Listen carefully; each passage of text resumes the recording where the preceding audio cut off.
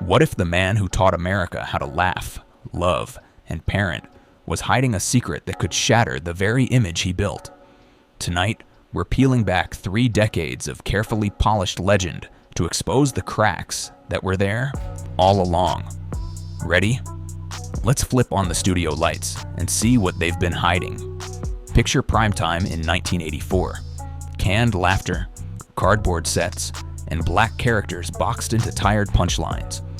Then Bill Cosby walks into NBC with an audacious promise. Give me full creative control, and I'll give you America's new favorite family. Desperate for a ratings miracle, the network signs the deal.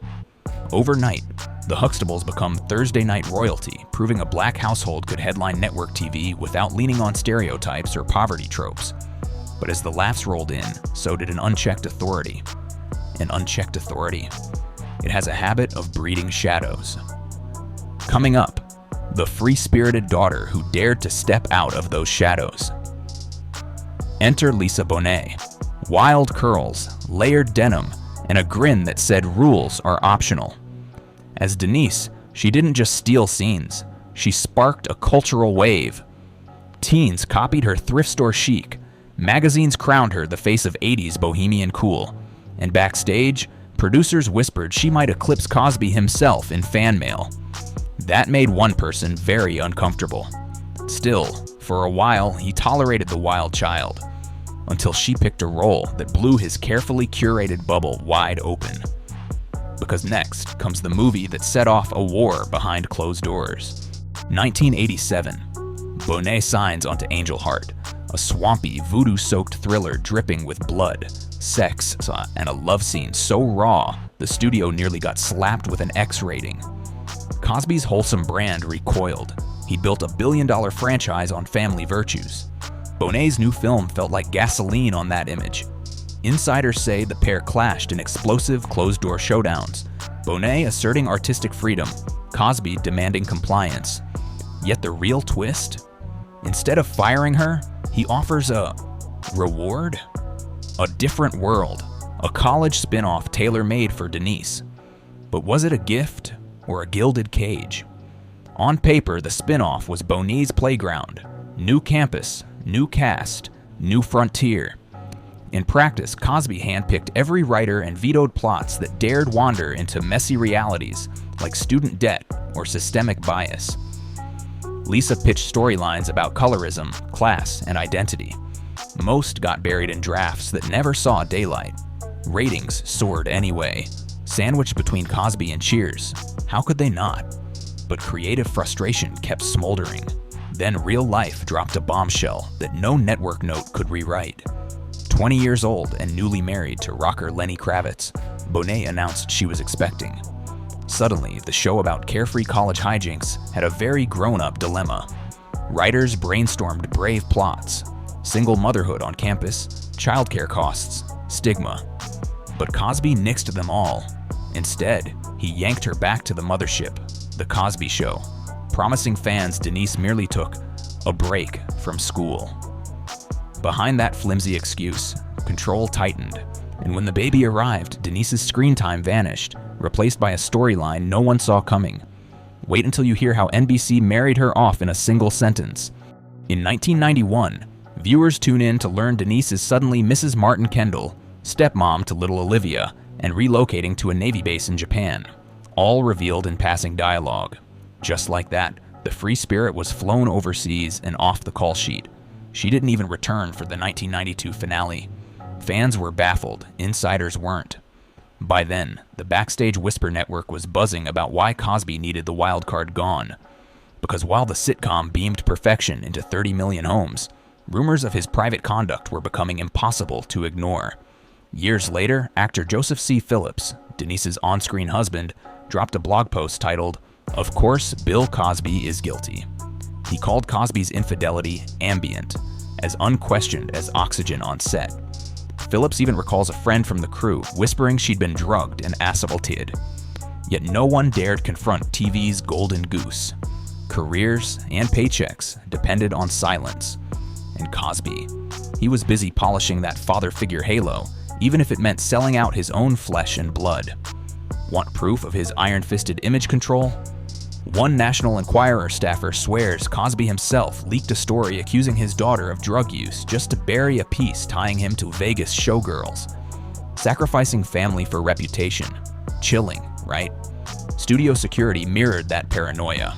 Closed sets, restricted passes, private meetings with young female guest stars. The perfect dad persona had become a fortress, and fortress walls don't let light in. But in 2014, a single stand-up clip cracked those walls open, and the flood began. Comedian Hannibal Buress's viral set resurfaced decades-old allegations, giving dormant voices sudden power. Within months, more than 60 women stepped forward. Lawsuits filed, talk shows ignited, and the Huxtable dream curdled before America's eyes. Castmates scrambled. Some defended, others grieved. Felicia Rashad tweeted, "Finally, a terrible wrong is being righted," when Cosby's conviction was later overturned. Malcolm Jamal Warner voiced heartbreak for a legacy lost. Rudy's Kesha Knight Pulliam walked him into court, yet insisted survivors be heard. Through it all, Lisa Bonet stayed mostly silent, until karma did the talking. In 2018, asked if the allegations shocked her, Bonet replied, "I knew enough." There was always a sinister energy. No rage, no theatrics, just the weary certainty of someone who trusted her gut long ago. Viewers finally understood why she'd walked away from a global juggernaut at the height of her fame. And months later, a jury would echo her instincts. Cosby was convicted of drugging and assaulting Andrea Constand, sentenced 3 to 10 years, and at last, the fortress looked ready to crumble. But in June 2021, the Pennsylvania Supreme Court vacated the verdict over a past prosecutor's non-prosecution promise. The man once dubbed America's Dad strolled out of prison, flashing a victorious V sign. Survivors felt gut-punched, defenders felt vindicated. Yet outside the courtroom, time wasn't done collecting debts. Under New York's Adult Survivors Act, new lawsuits surge, giving 10 more women their day in court, while a Las Vegas judge greenlights another decade-old claim. Meanwhile, Cosby puts a Manhattan townhouse on the market for $7 million, right as City Mortgage alleges he's $4.2 million behind on payments. Decider New York Post, the empire built on wholesome laughs now fights on two fronts, legal and financial, and each filing drags more private details into the sunlight. So where does that leave The Cosby Show? For millions, it once modeled black excellence, loving parents, ambitious kids, a Brooklyn brownstone bursting with hope.